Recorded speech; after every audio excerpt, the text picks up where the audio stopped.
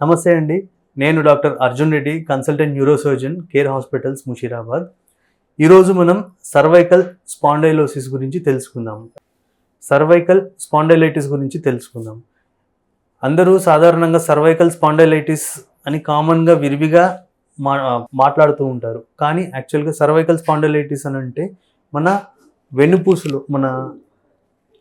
వెన్నుపూసలో ఈ upper part ఏదైతే మన ఎముక, మన తల భాగం నుంచి ఈ నెక్ వరకు ఉంటుందో దీన్ని సర్వైకల్ రీజన్ అంటాం. ఈ సర్వైకల్ రీజన్‌లో ఎప్పుడైతే నొప్పి మొదలవుతుందో, మన చేతులకి ఏమైనా తిమ్మిర్లు రావడం కానీ, లేదా మనము బరువులు ఎత్తినప్పుడు మన చేతిలో బలం తగ్గినట్టు ఉండడం కానీ, ఇలాంటివి ఉన్నప్పుడు అది సర్వైకల్ స్పాండైలైటిస్ వల్ల అయి ఉండొచ్చు, లేదా ఇతరత్ర కారణాల వల్ల అయి ఉండొచ్చు. కానీ సర్వైకల్ స్పాండైలైటిస్ ఉంటే ఎలా ఉంటాయి లక్షణాలు, ఇది ఎందువల్ల వస్తుంది, దీనికి చికిత్స ఏంటి అనేది మనం ఇప్పుడు తెలుసుకుందాం. సర్వైకల్ స్పాండైలైటిస్ అనగా కామన్గా 65 ఎబోవ్ ఏజ్ వాళ్ళకి కామన్గా చూస్తుంటాము. మన వెన్నుపూస మన సర్వైకల్ రీజన్లో ఈ upper part of the neck ఏదైతే ఉంటుందో ఇక్కడ ఎముకలు అరగడం వల్ల ఈ అరుగుదల ఎక్కువ ఉండి మన జాయింట్స్ ఉంటాయి, ఫ్యాసెట్ జాయింట్స్ అంటాం, వీటి మీద ప్రెషర్ పడి, ఒత్తిడి పడి, పక్క నుంచి వచ్చే నరాల మీద కొన్నిసార్లు ఒత్తిడి పడి మన ఈ పార్ట్ నుంచి ఇక్కడ వరకు అంటే మన మెడ భాగము, అంతేకాకుండా మన భుజాలు, మన చేతుల వరకు కూడా నొప్పులు, తిమ్మిర్లు రావడం, అప్పుడప్పుడు కొన్నిసార్లు మన వేళ్ళలో పట్టు తగ్గినట్టు అవ్వడము, ఇలాంటి సమస్యలు మనం చూస్తూ ఉంటాము. ఇంకా కొన్ని విపరీతమైన సివియర్ కండిషన్స్లో నడక సరిగ్గా రాకపోవడం, కాళ్ళు టైట్గా ఉండడము, నడుస్తూ ఉంటే చెప్పులు జారిపోవడము, మన పాదం అనేది కింద నడుస్తూ ఉంటే ఒక దూది మీద నడిచిన ఫీలింగ్ ఉండడము, ఇలాంటివన్నీ చూస్తూ ఉంటాము. ఇవి ఈ మధ్యలో యంగ్స్టర్స్ 25-30 ఇయర్స్ వాళ్ళు కూడా కామన్గా కంప్లైంట్ చేస్తున్నారు.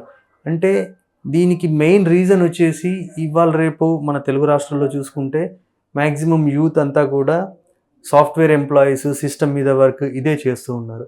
దీంట్లో వీళ్ళు ప్రాపర్గా పని ఒత్తిడిలో పడిపోయి కాళ్ళ మీద ల్యాప్టాప్ పెట్టుకొని చేయడం కానీ, లేదా అబ్నార్మల్ పొజిషన్లో కూర్చొని చేయడం కానీ, వీటి వల్ల మన నెక్ అనేది ఒకే పొజిషన్లో చాలాసేపు ఉండడం వల్ల ఈ నొప్పులు అనేవి కామన్గా యంగ్స్టర్స్లో కూడా ఈ మధ్యలో చూస్తున్నాము.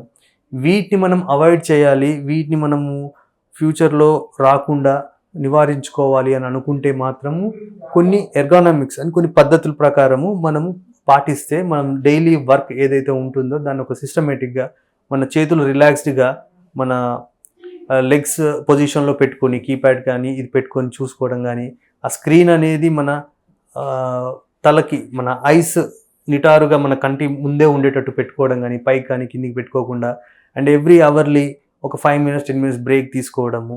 ఇంతే కాకుండా ఫిజికల్ యాక్టివిటీ కూడా చాలా ముఖ్యం. Morning neck exercise, isometric neck exercise కానీ, నెక్ స్ట్రెంథనింగ్ ఎక్సర్సైజ్ కానీ, నెక్ మజిల్స్ ఎక్సర్సైజ్ ఇవి ఉంటాయి. ఈ ఎక్సర్సైజ్ డైలీ మార్నింగ్, ఈవినింగ్ రెగ్యులర్గా చేసుకుంటూ ఉంటే మనకి ఈ యంగ్స్టర్స్లో సర్వైకల్ స్పాండైలైటిస్ అనేది మనం పూర్తిగా అవాయిడ్ చేయొచ్చు. ఇంతేకాకుండా వయసుతో వచ్చిన సర్వైకల్ స్పాండైలైటిస్ ఏదైతే ఉంటుందో దానికి మనం ప్రాపర్గా ఎవాల్యుయేట్ చేసుకోవాలి. దానికి ఎంఆర్ఐ ద్వారా అది నిజంగా నరాల మీద ఒత్తిడి పడుతుందా, లేదా నరాలు ఒత్తిడి కాకుండా ఓన్లీ మన జాయింట్స్ మీద, ఎముకల మీదనే ఒత్తిడితో ఈ నొప్పి వస్తుందా, లేదా చుట్టుపక్కల కండరాల వల్ల ఈ నొప్పి వస్తుందా లేదా అనేది మనము తెలుసుకోగలుగుతాము. దానికి సంబంధించి దేనివల్ల ఇబ్బంది అయితే వస్తుందో దానికి ట్రీట్మెంట్ మనం ప్రాపర్గా చేసుకుంటే ఈ సర్వైకల్ స్పాండైలైటిస్ అనేది ట్రీట్ చేయొచ్చు. అన్ని సర్వైకల్ స్పాండైలైటిస్లో మనం సర్జరీయే అల్టిమేట్ ట్రీట్మెంట్ అని అనడానికి లేదు. ప్రతి 10 మందిలో ఒకరు కానీ ఇద్దరు కానీ సర్జరీ చేయించుకునే కండిషన్ అవసరం పడుతుంది. మిగతావన్నీ కూడా మందులతోని సింపుల్ మన రెగ్యులర్ రొటీన్గా మనము ఉండే లైఫ్ స్టైల్ మాడిఫికేషన్ కానీ అండ్ కొన్ని చిన్న ఎక్సర్సైజెస్ కానీ చేసుకుంటే నార్మల్ అవుతుంది. సాధారణంగా ఈ సర్వైకల్ స్పాండైలైటిస్ యంగ్ పేషెంట్స్లో ఎలా ప్రజెంట్ అవుతారు అని అంటే, నాకు భుజాలు నొప్పిలేస్తున్నాయి, ఆ నొప్పి నా కుడి చేయి వరకు వస్తుంది, నా ముందు 2 చూపుడు వేలు, మధ్య వేలు తిమ్మిర్లు రావడము, ఇలాంటి కంప్లైంట్స్ చెప్తారు. ఇదేంటి అని అంటే ఒక పక్కనే మనం తల పెట్టడం కానీ, లేకపోతే చేయి ఒకే పొజిషన్లో మౌస్ పట్టుకోవడానికి పైన పెట్టడం కానీ, ఇలా కంటిన్యూస్గా మనం చేయడం వల్ల ఈ నొప్పి అనేది మనకి ఒకటే చేయికి రావడము, అండ్ అది యంగ్ పీపుల్లో కామన్గా చూస్తున్నాము. వీళ్ళకి మన సైడ్ నుంచి ఇచ్చే సజెషన్ ఏంటి అని అంటే, డైలీ మార్నింగ్ ఒక half an hour to 45 minutes physical activity ఉండాలి. అలాగే neck muscles, low back muscles, ఈ స్ట్రెంథనింగ్ ఎక్సర్సైజెస్ ఉంటాయి. ఇవాళ రేపు యూట్యూబ్లో చాలా ఇన్ఫర్మేషన్ దొరుకుతుంది. మీరు జస్ట్ ఐసోమెట్రిక్ నెక్ ఎక్సర్సైజ్ కొట్టిన 2-3 నిమిషాలు ఇంటి దగ్గర కూర్చున్న ప్లేస్లోనే చేసుకోవచ్చు. ఎలాంటి ఇబ్బందులు ఉండవు. ఇలాంటి సింపుల్ మెజర్స్ చేస్తే మీకు వితిన్ 2 to 3 వీక్స్ లోపల మళ్ళీ నార్మల్ అయిపోతారు. కాకపోతే ఇది మెయింటైన్ చేయాలి అని అంటే మాత్రము రెగ్యులర్గా ఫిజికల్ యాక్టివిటీ ఉండాలి. అండ్ మీరు చేసే సిస్టమ్ మీద వర్క్ కానీ ఏదైతే ఉంటుందో ఎర్గానమిక్స్ ప్రకారం కరెక్ట్గా పొజిషన్ పెట్టుకొని మీ విజన్ కానీ లేకపోతే మీ ఆర్మ్ పొజిషన్ కానీ ఇవన్నీ కూడా డిస్టెన్స్ కరెక్ట్గా మెయింటైన్ చేసుకుంటూ ప్రాపర్ బ్యాక్ రెస్ట్ తీసుకొని మీరు రెగ్యులర్ వర్క్స్ చేసుకుంటే ఇలాంటి సమస్యలు ఫ్యూచర్లో కూడా తలెత్తవు. అంతేకాకుండా మీరు తీసుకునే డైట్లో కూడా వైటమిన్ సప్లిమెంట్స్ అన్నీ కూడా ఉండాలి.